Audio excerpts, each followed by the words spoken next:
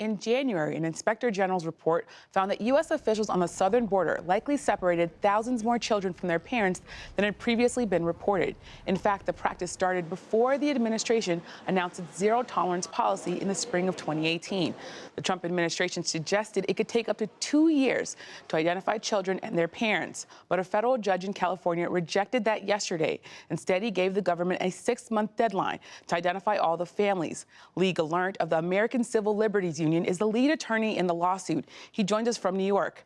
Lee, thanks so much for being here. The Trump administration wanted a lot more time to identify these separated families. How important is the judge's decision?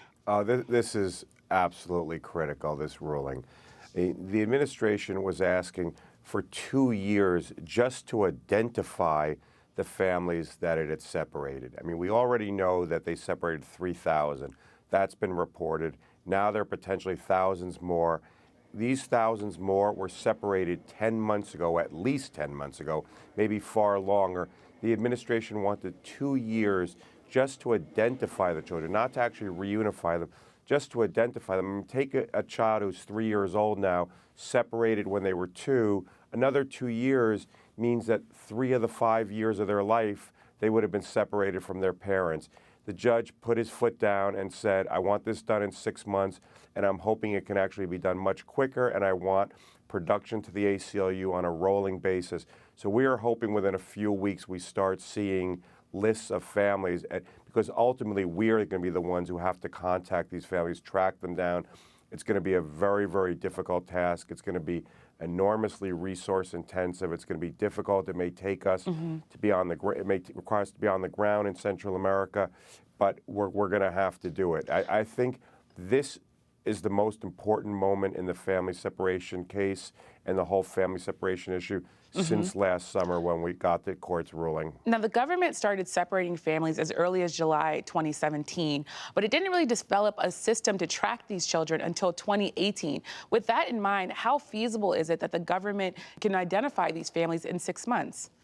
I think it's absolutely feasible. What's going to be harder is then tracking them down, because the last contact information may be stale now.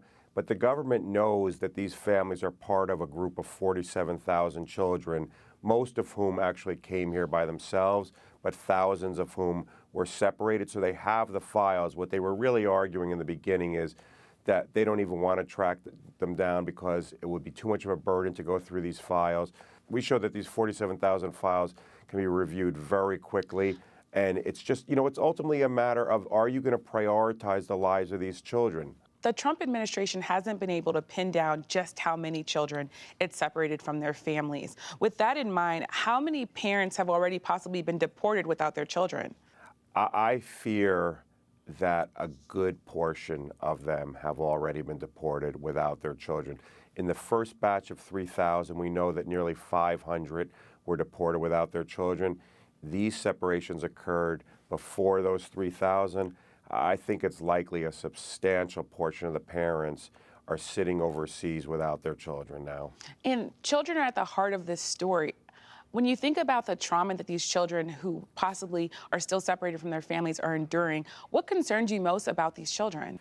I think they're potentially irreparable permanent damage that they're going to suffer. I mean, what the medical community has been saying is that the separation itself causes enormous trauma, but what really potentially causes the permanent trauma is the length of the separation. And so now we have these families who have already been separated for 10 months, at least 10 months, and it could go on far longer. And I think the medical community has been warning that we need to find these children and reunite them. And then once they're reunited, we need to get them medical help because they're going to be suffering severe trauma. Hopefully it's not permanent.